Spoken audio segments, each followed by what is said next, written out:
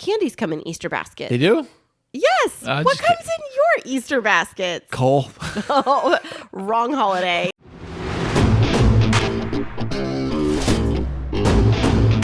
And now, coming to you from the K2 Studios in San Diego, California, it's the world-famous Chris and Christine Show.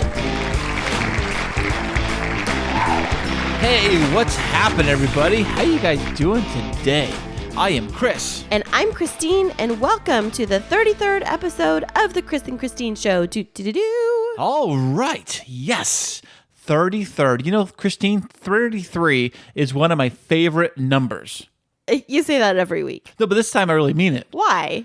Because the 3 and the 3, they're like cool because they're like the 3 and the 3, you know? It's like... You're such a nut. No, I'm being serious. I've never heard you say that 33 is one of your favorite numbers. I've never even seen you bet on 33. Really? I thought I have. No. Well, no, I'm the one that's always in the 30s when we're at the roulette table. Yeah, because I'm always betting in the middle of the pack, like everything in the middle block. If you don't know roulette, they have 3 big like block sections: the first, middle, and the end. And I always bet in like the middle section. Right. You always bet in the 20s. The 20 is like 17, 20, 21, 18, 24, all those numbers. But never 33. Yeah, well, sometimes I do. But I do like 33, and this is a 33rd episode of the Chris and Christine Show. And it's definitely going to be a fun one. We have later in the show a guest that we're going to introduce to you. But before we get into that, Chris, I'd love to know what has been happening in your week. In my week, oh my goodness, it's been raining here in San Diego. I hate this weather. I always complain. I hate the rain. Oh my goodness, it's been pouring like crazy, and I've been working. It's been crazy. I'm not on quarantine, you lucky son of a ducks out there that get to be on quarantine all day. Son of a duck. I have to be out here working in this rain and driving around in this horrible weather. I was soaked to the bone. And when you say working in the rain, like I don't think that people know what working in the rain actually means. Like other people say, I have to go to work in the rain, which means like they go in their car and then they go to an office and then they have to like walk out of their office and they're in a little bit of rain on their way to their car, but you are literally in the rain. Correct. If you don't know already, I deliver gasoline for a gasoline company to all the gas stations. Yep, you're a hot truck driver. Thank you. Emphasize hot.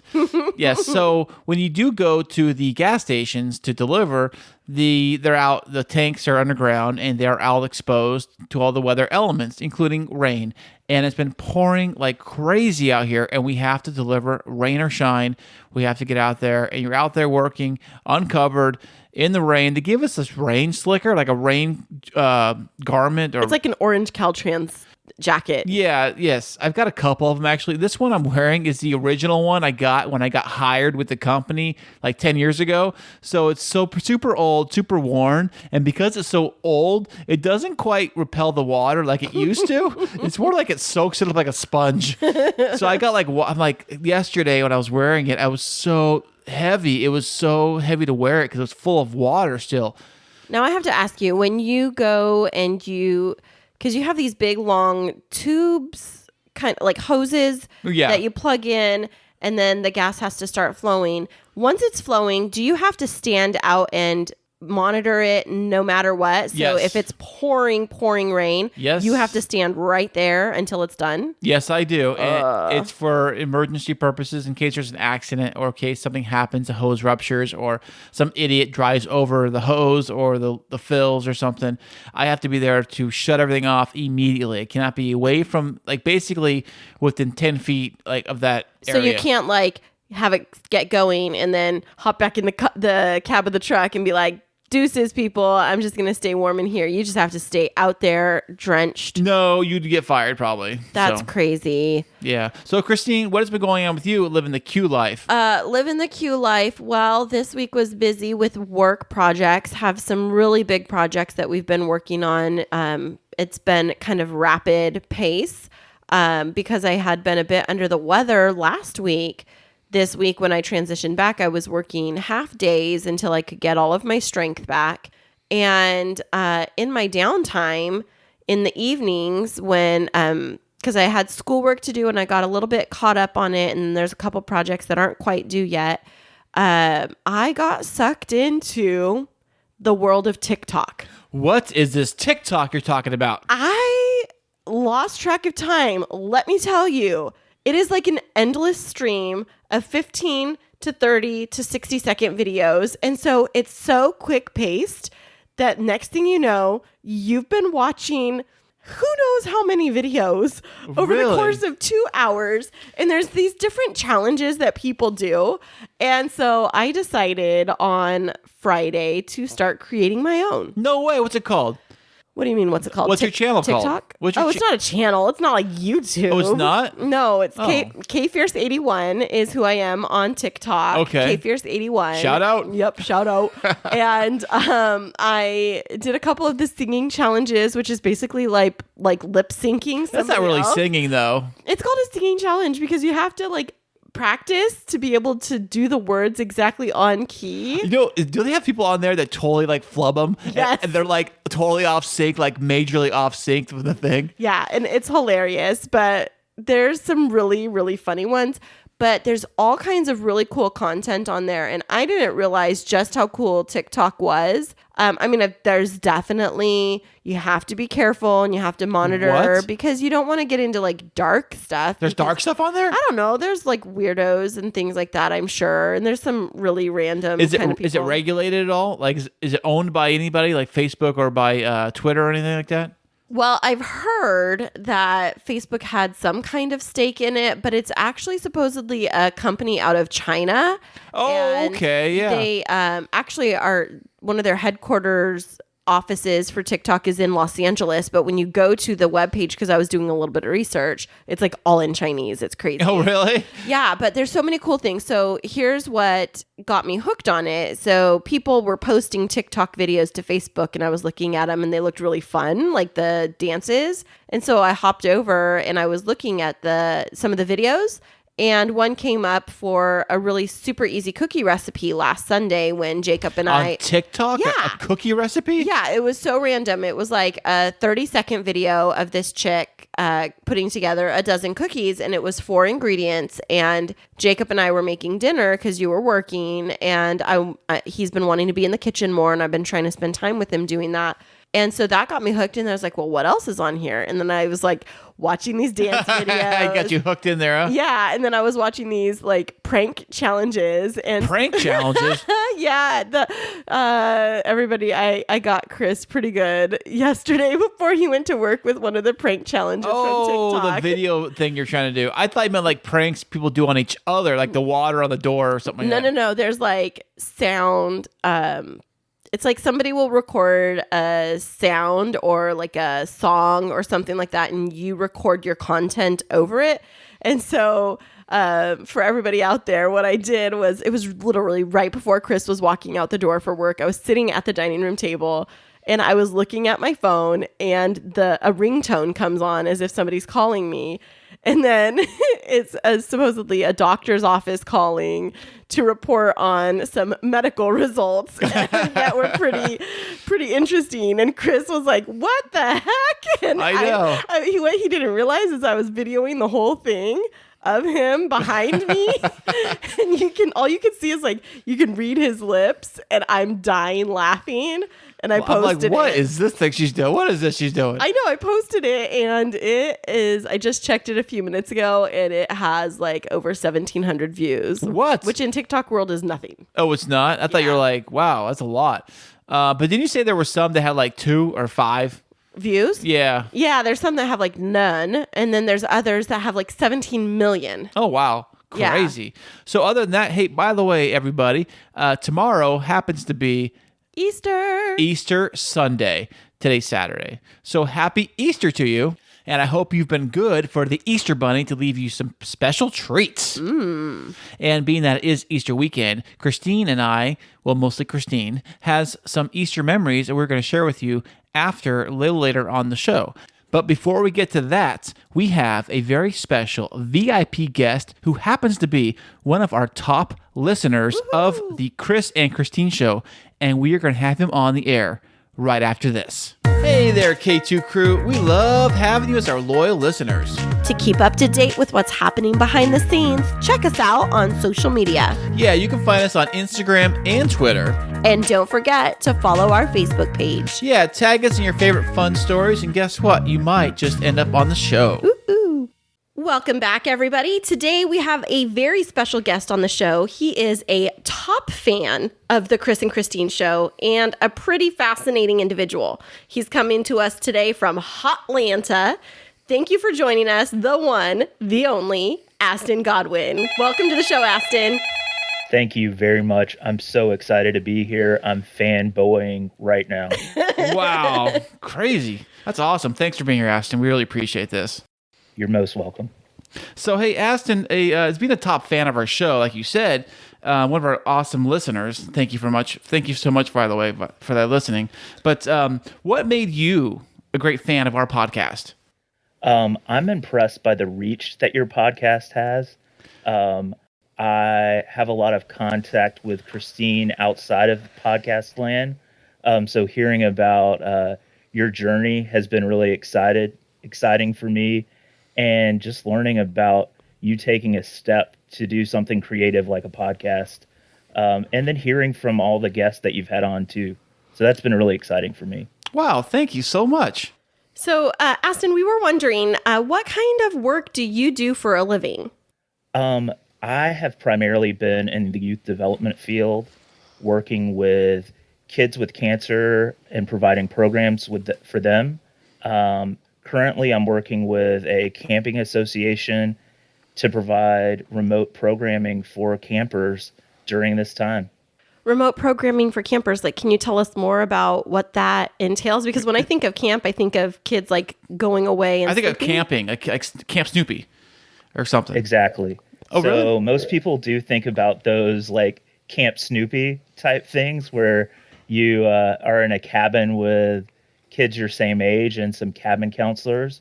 Well, right now we're in some uncertain times, and some of the traditional things that we've been used to, we don't have access to those things anymore. So a lot of the tools that we have right now are computer screens, cell phones, even mailboxes. So looking for ways for people to connect like we do at camp through those items we have with us right now.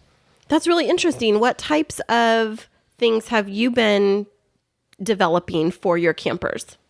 So one of the things that we've tried to implement is a campfire concert series. A lot of camps have camp musicians, and it's a quintessential part of youth camp to have a campfire with s'mores and music. And we've tried to implement that through Zoom. So having volunteers and families and other camp people join together and still make that connection, but in a virtual way. So do you guys use like the virtual, like just digital fireplace on the computer screen to like roast your marshmallows onto? That's a great question. I actually pulled up like a 1 hour YouTube video of a campfire with the crackling noises so people could get the real experience, as real as it can get. Right. So do they make virtual s'mores, or do they like have their own I'm very intrigued by this, and I think it's something that we need to do in like a staff meeting. How do you handle the s'mores aspect, or is it just the campfire? Just the campfire. One of the things we're looking to do next time is maybe sending a s'mores kit to families. So including marshmallows, chocolate, graham crackers, so they can make those at home during the experience. I love that so much. I don't know if you know this about Chris and I, but one of the things that we have fun doing with the boys during the wintertime is we use our indoor fireplace to make s'mores. We actually get like the sticks and we roast them inside. And so that's kind of a fun idea. I know other people have done it over like the gas cooktops, not saying that that's the safest thing for kids to do by themselves, but there's lots of ways to make s'mores inside with your virtual campfire going on too. That's fun. That's awesome. That's awesome. So, hey, Astin, you are in a doctoral program. What is that experience like for you?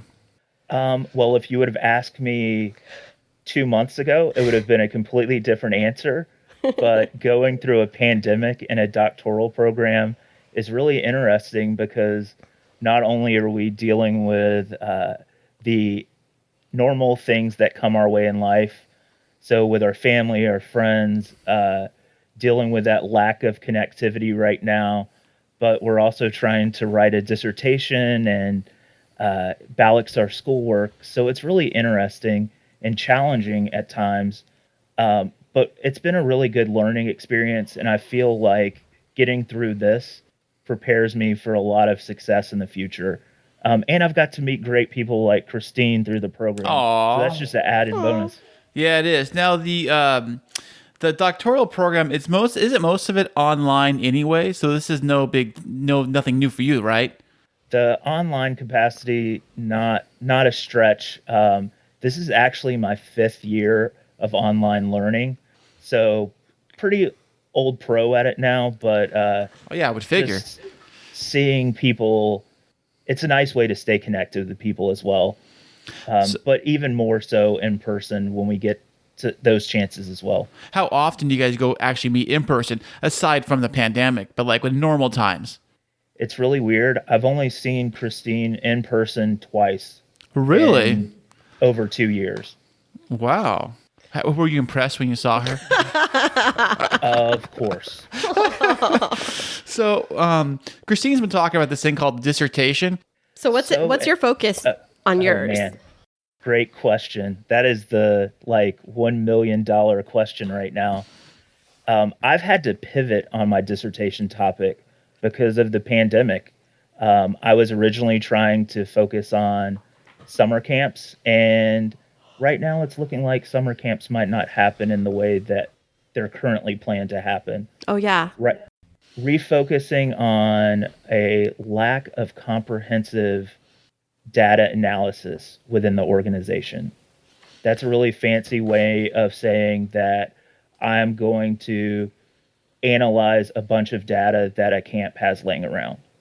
Oh, really? So it keeps you busy, but you're not really kind of doing what you really wanted to do. It wouldn't be my first choice, but it is a needed thing for the organization. And that's really helpful. And ultimately, that's what I want to be. I want to be an asset to the organization. Oh, that's awesome. So, moving on from the dissertation, because we know that that's consumed all of your life lately, especially when you are sheltering in place. But we have some questions about other interests that you have. And we know that you're from the Atlanta-ish area, correct? That is correct. So one of the things that I remember from one of those face-to-face meetings that we've had is that you love visiting national parks and that it's like one of your hobbies. Is that correct? 100%. So what is your fascination with visiting the national parks? Like, where did it come from? Really short story. I have always enjoyed visiting national parks, but about 5 years ago, I took a youth and nature course at Clemson University, and it spoke to me about the benefits of nature, connecting with family, and having that time spent in nature had significant health benefits. It helped provide clarity in your brain. I was like, I could really use a lot more of that. So let's find a way to get out in nature, and not to be too doom and gloom, but I know some of our national parks are kind of fading. They're not going to be around forever.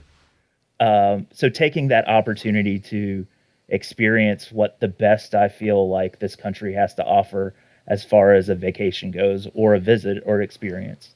But aren't all those national parks protected, so they can't really nothing bad can happen to them? When we say fading, what do you mean exactly? Well, so as many people visit our national parks, which is great, each day they kind of erode a little bit. So when you touch a rock that you're not supposed to touch, or you forget to pick up that bottle, it has an impact on those national parks. So over time, that's really going to erode the experience that you could have had that might have happened 20 years ago. It's going to be different the following year because of those experiences, and weather also has an impact too. So getting getting to have the full experience as you can right now.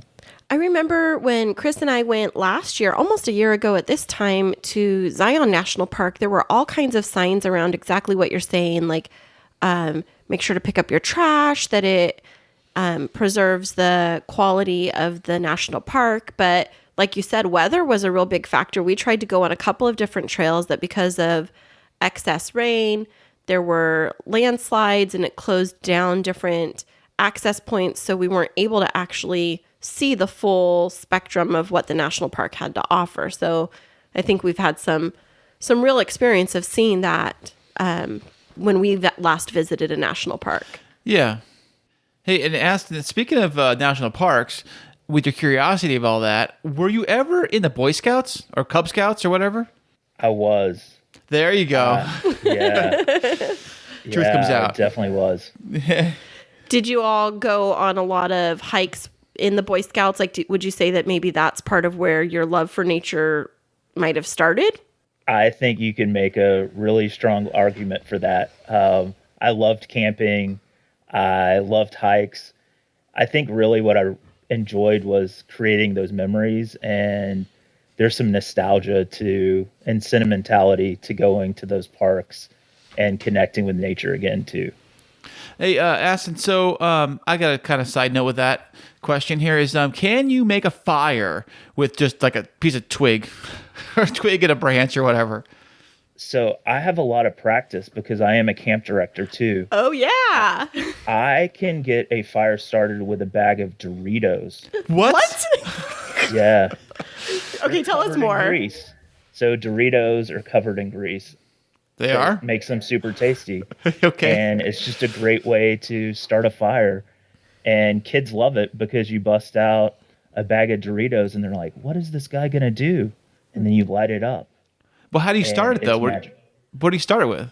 Oh, so you do have to have like a flint or something to start the Doritos with. But Right. I have tried many a times to start with a crossbow and stick and have failed completely at every attempt. They make it look so easy. Survivor definitely makes it look easier than it is. So I would practice if you ever consider trying Survivor or some rustic style of campfire before you go in front of people. Well, I can't even start a fire with like the fire Matches? starters and the matches and logs in a fireplace. So the fact that you can do anything with a match or a flint and Doritos, you have mad props and mad respect from me. Wow. Do you carry Flint with you everywhere you go? Or Doritos. Or Doritos, too? Both? If I know I'm going to be like starting a fire in front of kids, especially, I do carry like a small thing of Doritos. But outside of that, no. I love that so much. You just better watch out. We're going to randomly send Doritos deliveries to your doorstep. There you go. Now, question, is it like regular Doritos, Cool Ranch, or like the nacho cheese? Which one's the best for fires? Any of them. Don't try the bake though. Too healthy, not enough grease. Oh, really? What about like Lay's? Isn't like Lay's covered in grease? Like the original Lay's? Lay's will work too. Yeah. And All right. taking a snack, making it into a fire, kids eat it up. Wow. Not There you literally. go. There you go. Speaking of food, now you live in the Atlanta area, and I'm sure there's a lot of like fantastic restaurants in that area. And I heard a little birdie told me, aka Christine, told me that you love like food and restaurants. You're kind of a foodie. Can you elaborate more on that? I like to think that I am Anthony Bourdain, Whoa. but more on a budget. Oh, I like I'm that. not- So you're more like what's the guy with the crazy white tips hair? What's his name? Guy Fieri. Guy Fieri. You're more Yeah. Guy Fieri style. Exactly. I'm not the upscale diner. I appreciate that, but that's not really in my budget. So I lean towards the dives. Perfect. I love the dives too myself. Now, I have a question, Astin. I went to Tennessee a number of years ago for a work event, and I went to these dive places, and they had these things called meet and threes. Is that something that you have in Atlanta too? I think that might be a regional thing Oh, throughout okay. the Southeast. Oh, okay. and that's your typical like Southern dinner setting too. You had to have like some kind of meat and three sides. So mashed potatoes, coleslaw, baked beans, whatever that is. But meat and three, that's standard issue Southern dining experience.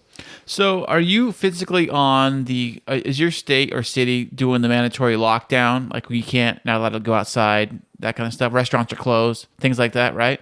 We were a little late to the game, but we are in a shelter-in-place order right now.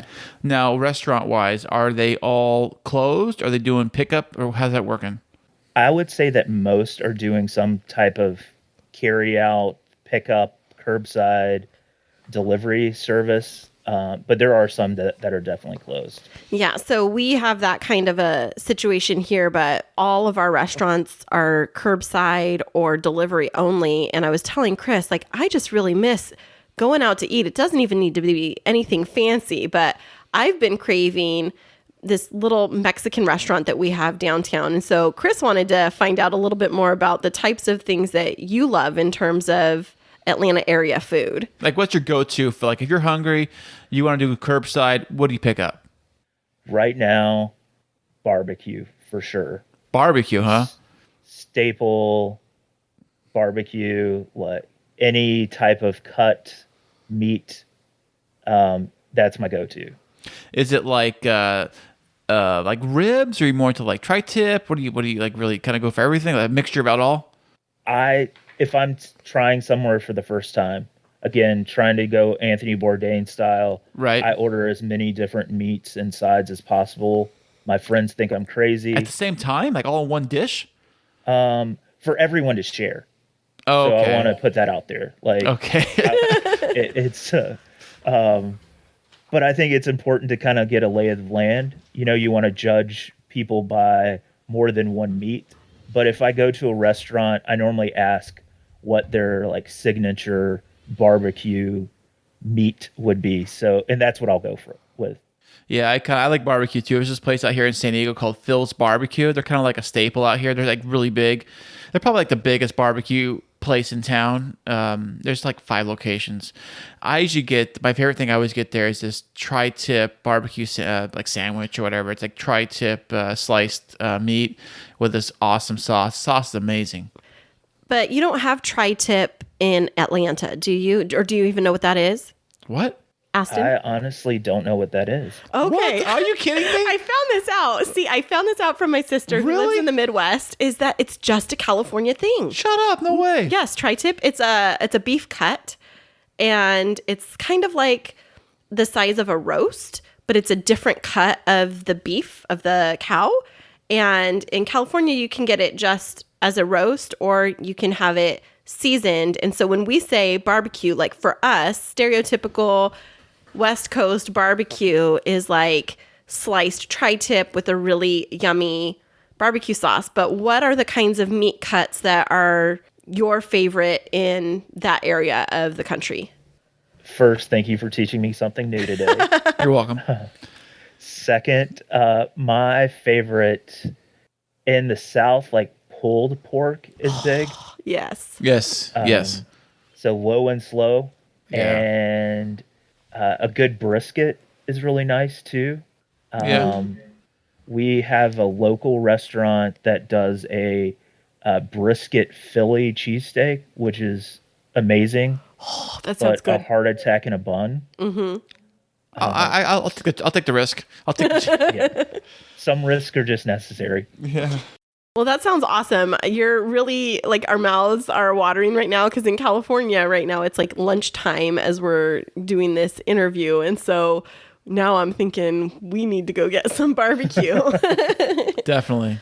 Now, do you make barbecue stuff? I don't even know how to say this right. Do you barbecue or grill at home, or do you only prefer to go to other places where they do the work for you? I would prefer to go to places, but I do enjoy being a grill master for sure. I wouldn't consider myself a barbecuer, like a smoker. But I do, over the last 4 weeks, I've perfected the grill mark on Really? cuts of meat, which is I'm impressed with myself right now, if I'm being honest. Now, we barbecue. This is the most important question of all time. Are you a charcoal or a gas grill? I am a charcoal person. Whoa. I still use like a Weber grill. Wow. Yeah, wow, that's impressive because most people just fire up start the gas and turn the propane on and let it rip. You know? I think the time is a little like therapeutic. You wait for the coals to get hot, and it's a good practice and patience for me too. With things like speeding up around me, so that's important too. I think that's why Chris goes for the gas grill, because Patience and Chris are like polar opposites. Exactly. I got time for that. Definitely more convenient.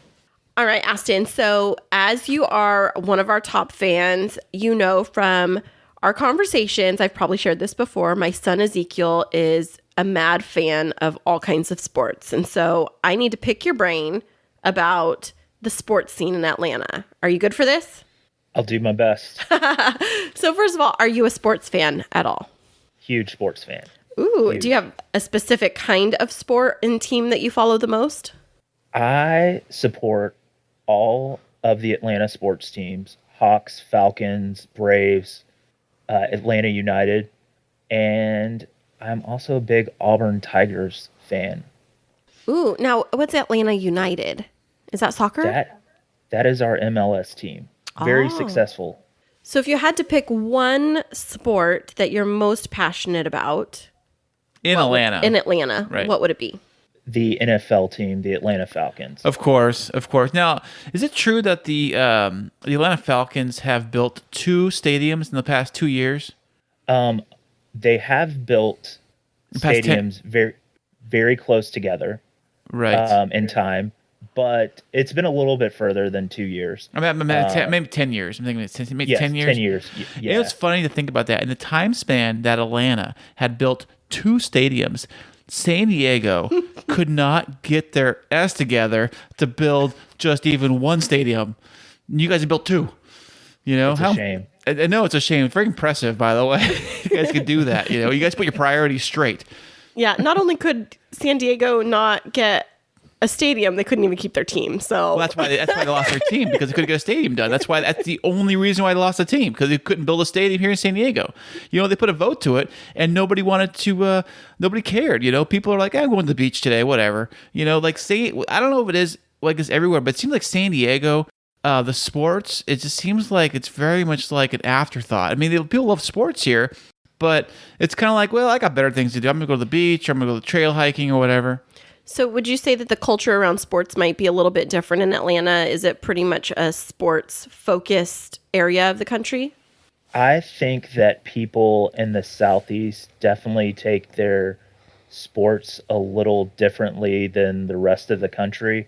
I know you can argue about like different areas of the country as far as their fandom goes, and there's definitely strong pockets across the country, but as a whole, I think the Southeast takes sports like it's a member of their family.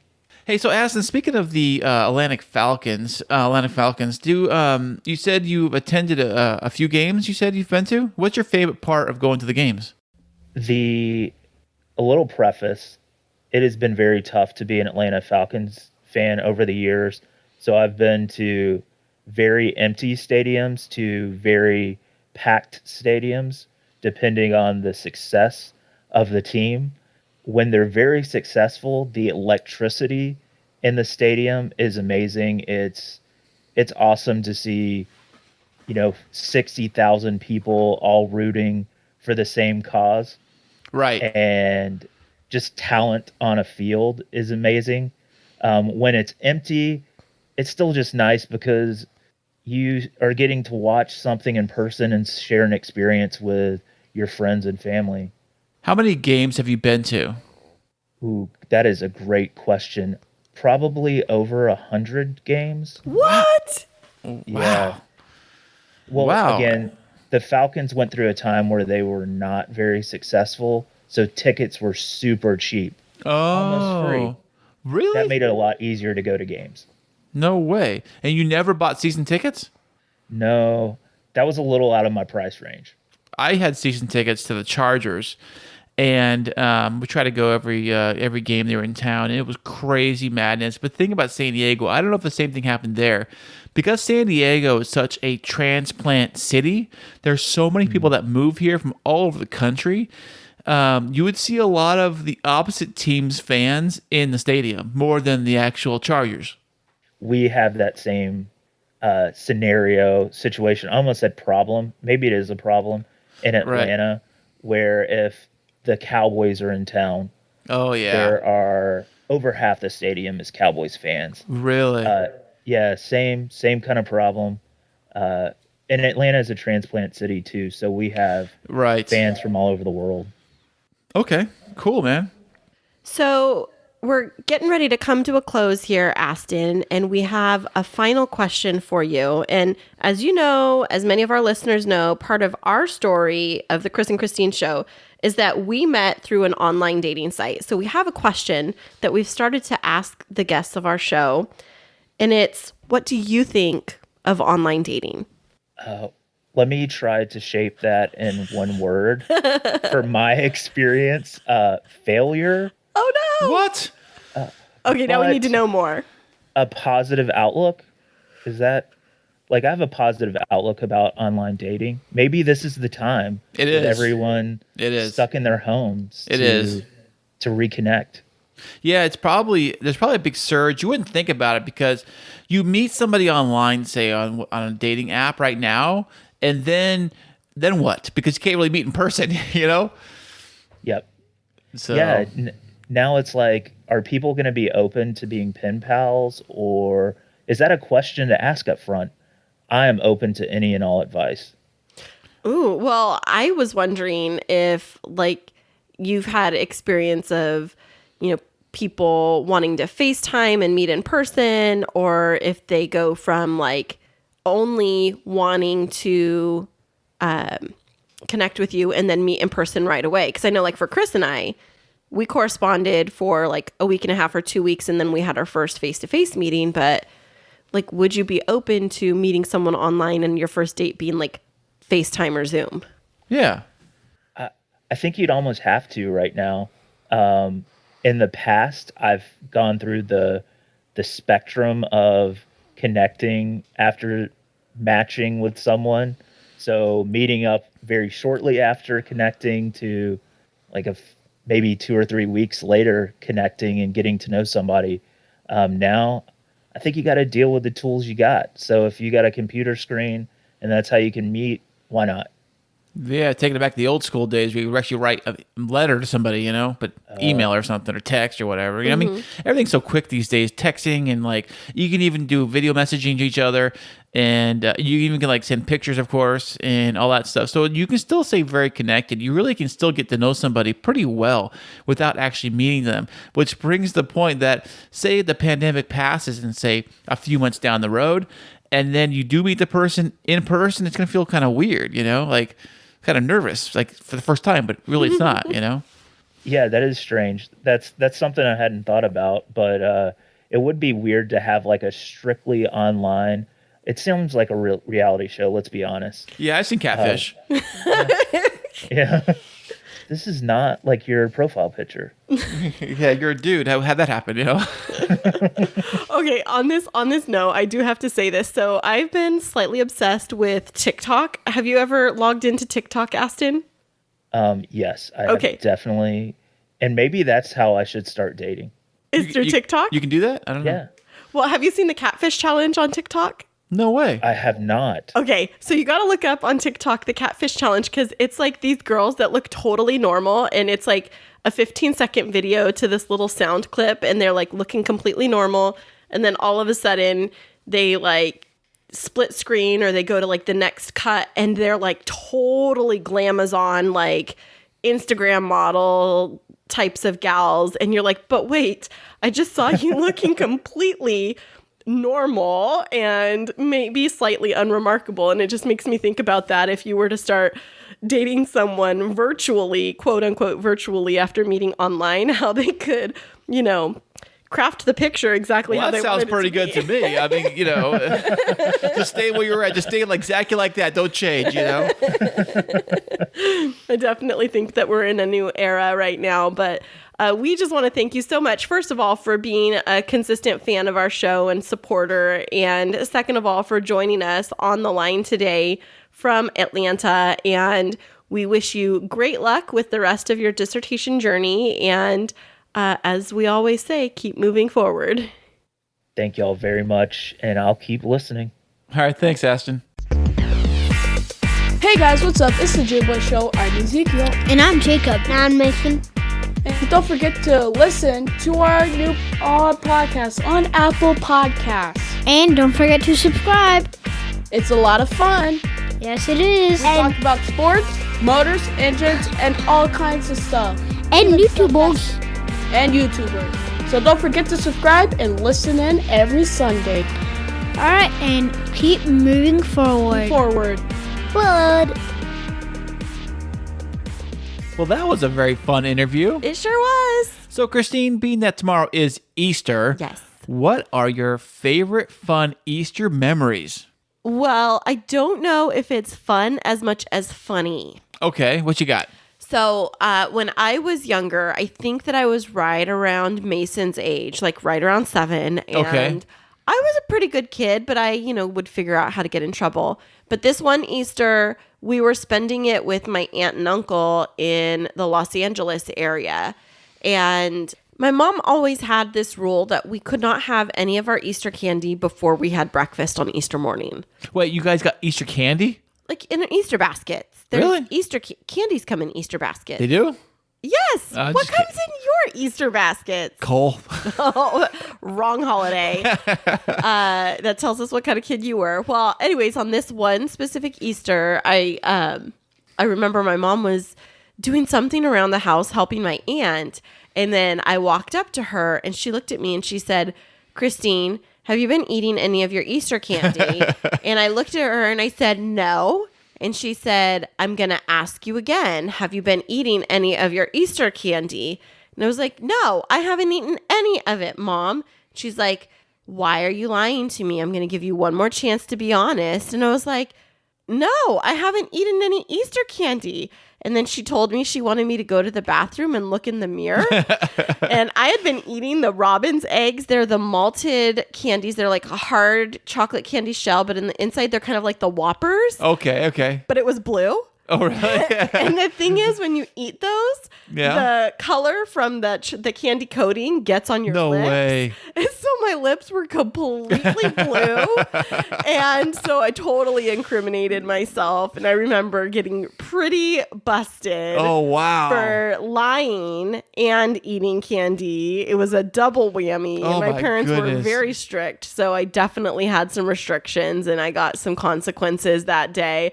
But to this day, anytime I see the little robin's eggs, they're in the little yellow cartons. Right. If any of the kids ends up getting those from the Easter Bunny in their basket, I always manage to steal a blue one and make it into my lipstick just for Ew. old memories. It sounds like fun. Do a TikTok video of you doing that. I totally should. And post it or whatever. My favorite, I believe, do they still do the cranberry, what's the one with the cream in the Oh, middle? the Cadbury cream egg. Cadbury cream. That's what it's called. My goodness, I couldn't figure that out. Those are But- my favorite too. Yeah, they're like, what's the creamy in there? Is it a caramel flavor? It's sugar. Oh, well, of course, this whole thing is sugar, really. Yeah. But I used to love the Easter Bunny, the chocolate ones that were the hollow ones, not the Yeah. solid ones. The hollow ones are kind of hard to find, aren't they? Yeah, but you know what? I think that the boys today, one of our other top listeners and very good friends of mine dropped off a box for the boys of goodies today. Social distancing, physical distancing. She left it on the curb, but they opened it up and there were some chocolate bunnies that I think were hollow inside of it. Perfect. I think the hollow ones, they say the solid ones, I think are more valuable, maybe. I don't know. I mean, I don't know. I like the hollow ones because I like biting into it and it being Right. empty and it's Right. just easier to eat versus like a Right. big old hunk of chocolate. especially you put the ones in the freezer. We used to put them in the refrigerator. Then you try to eat it the next day and it's like gnawing on a piece of bark. Yeah.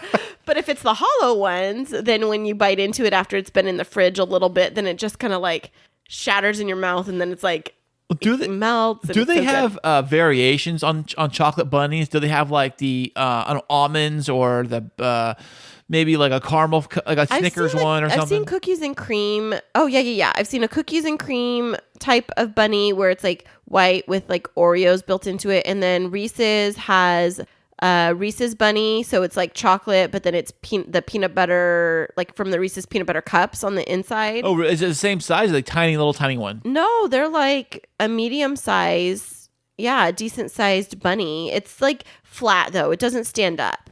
And then C's Candy, those are my favorite chocolate bunnies. And I was so sad. I just found this out yesterday on social media that C's shut down their chocolate operations for Easter because of COVID-19. And so like you had to pre-order like weeks ago to be able to get Easter candy. I never thought of C's Candy when I think of Easter. Oh my gosh. Seriously? Really? I always thought of like the jelly beans, the chocolate bunnies you buy in the store or whatever, and that, you know, the cream eggs and the eggs. But and C's like is like and for those that don't live in the West Coast, C's is like our specialty chocolate shop that we all like to go to. I don't say all, but I love it. Well, but they are famous for their Easter chocolate bunnies, and they're wrapped in gold, and they're cute because they have like they're goldish colored, and they looks a little bit like there's hair, like with the grain of the the wrapper. And never had one. Never had one. Gosh, they're so good. It was a tradition. Oh, by the way, if anybody of you guys are out here on the West Coast and you go into a C's store, they do give you free samples. Yeah, they do. I think it's just one free sample. I believe it is one free chocolate. I don't think you can go in there and start like eating a whole case worth and think I'm good. And no, walk and out. they normally pick the one for you unless you're like me and you have a nut allergy, and then they'll ask you which one. No, I think you can get any one you want, right? Like typically, they hand you one. Oh, like they're just handing whatever random. Hey, remember how Krispy Kreme donut used to do that? You never been to Krispy Kreme donut? I've been there, but what are you talking about? They handed out free chocolates to everybody? No, free donuts. What? No. Yes. Why would they hand you out free donuts if the only thing they sell is donuts? Okay. That's like totally defeating the purpose. Well, you don't buy, like you buy less. They used to have a bunch of Krispy Kreme donuts in San Diego, but they shut them all down. There's like one left open in Kearney Mesa. And when you walk in there, they have this whole on conveyor belt machine. The donuts are going for a ride, getting all glazed up and dunked in, and they have a guy just pulling them off the conveyor and a little tray. He puts them in boxes, of course, but he also, if people come in, he gives out the free sample of those donuts. A full-size donut? Yes. But of the glazed one. Again, fresh off the conveyor belt. By the way, that thing melts in your mouth. But why? To get you to buy them. Hello. But you're gonna buy less if you eat one. Not me. Let me tell you. I would go in there. Thank you for a free sample. Yeah, I'll take a box of those, box of that.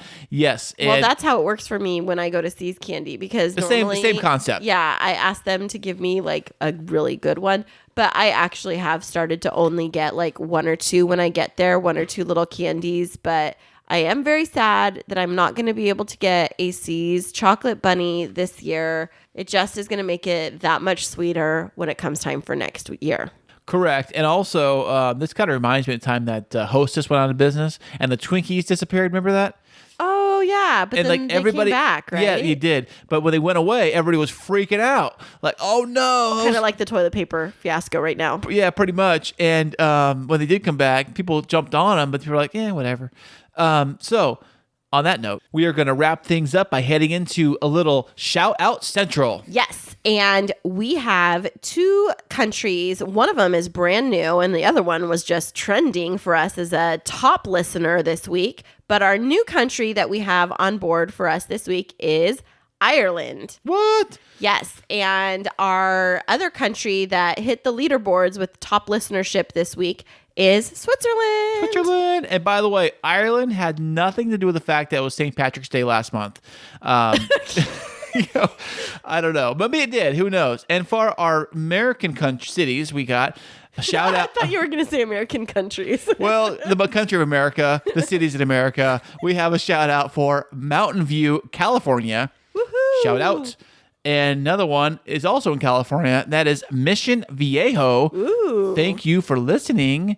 And thirdly, we have Mariposa, California. Mariposa. Thank you all for listening. We appreciate your support every week, and we hope that you have a wonderful and safe holiday weekend, whether you celebrate Easter or Passover, or you're preparing to celebrate Ramadan.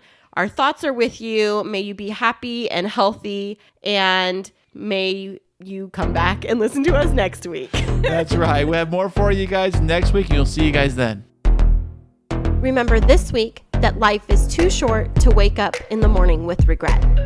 So love the people who treat you right, forget about the ones who don't, and believe that everything happens for a reason. If you get a chance, take it. If it changes your life, let it. Nobody said that it would be easy. They just promised it would be worth it. Thanks so much for joining us. I'm Chris. And I'm Christine, and until next week, Keep moving forward.